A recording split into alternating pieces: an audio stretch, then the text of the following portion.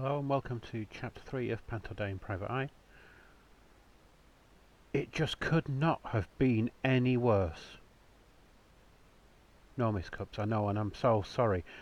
I was only in the supply cupboard getting the wet play box. I don't know how it could have happened. Gwen was genuinely upset. She'd used up all of Deirdre Cups' tissues in the first 5 minutes, explaining to the head how you'd lost an entire class while still, technically, in the same room. Had proved quite difficult. More puzzling still is the fact that our CCTV on the corridor shows no one entering or leaving your classroom after the first bell. Are you quite sure that the window locks were all in place? Absolutely, Miss Cups. After the incident with Tommy Hill's finger, I thought it best to have them locked at all times. Only I have the key and, well, yourself and the caretaker and the alarm company and... well... I think we're going to have to call in the police. I simply can't be seen to do nothing while 30 children disappear from Greenfield School en masse. What am I going to tell the governors? And what will OFSTED say? I'm not so much worried about OFSTED. What will the parents say at home time? I'd forgotten the parents. They're going to go mad. For once, Deirdre Deborah Cups, or Dee Dee as most of the staff called her behind her back, looked sincerely and genuinely worried. In any other circumstances, the look on her face would have been funny, but not today. Not with an entire class going AWOL in mysterious circumstances. The Chief Inspector of Ofsted prowling the corridors like Fenrir the wolf at Ragnarok.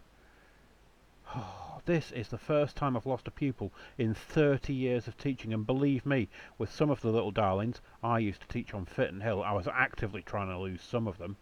It's only your second year, so I wouldn't expect you to understand.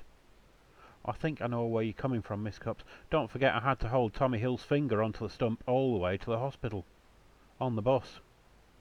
Oh yeah, I do remember that incident quite clearly. Thank you, Miss Jones. The blood never did come out of my hanky. Not to mention my top, my skirt, my suede boots, and my jacket, Miss Cups. You best not mention them. Ghastly things, I'm sure you agree. There was a knock on the door at just that moment, possibly saving Miss Cups from a slap in the face and Gwen Jones's remaining career as a teacher to boot.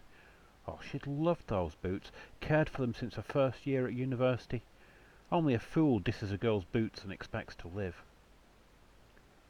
"You bust for me, Miss Cups," came the voice of Sam Twaddy, school taker and possibly the most odious man on the planet. How dare he stand her up? 2 hours she'd waited at Pizza Shed for him to show up. 2 hours in the rain. The pouring, horrible, cold, Pennine rain. 2 hours. She should have given him up after 15 minutes, but it had been a while since she'd had a date, and there was a special offer on at the shed. Free double chocolate cookies for all couples ordering the Valentine's pizza. She hated him for costing her those cookies almost as much as for her getting wet through while waiting for him not to show up, and all because Steve Davis was on telly. Yes, Mr. Twaddy, I did. Thank you for being so prompt. Miss Jones's class has disappeared into thin air. Would you please search the school grounds to make sure that they're not just hiding behind the bike sheds or something? Already done it, miss. I heard there was trouble, so I had a look round already. There isn't a sign of the little uns. I checked the boiler room and the incinerator too. Not a trace, miss. He winked at Gwen, smiling. She couldn't help herself and smiled back. Then the memory of those 2 hours in the rain came back to her, and she fixed a frown on her face that even the Queen of Winter would have been proud of, if she existed. Thank you, Mr. Twaddy. That will be all. You can go back to your work, if you please. Thanks, miss. Just coming up to a good bit in the snooker on telly, so I'd be glad to get back to it. Twaddy left the office, his whistling carrying on down the corridor as he went back to his caretaker's room and his beloved snooker.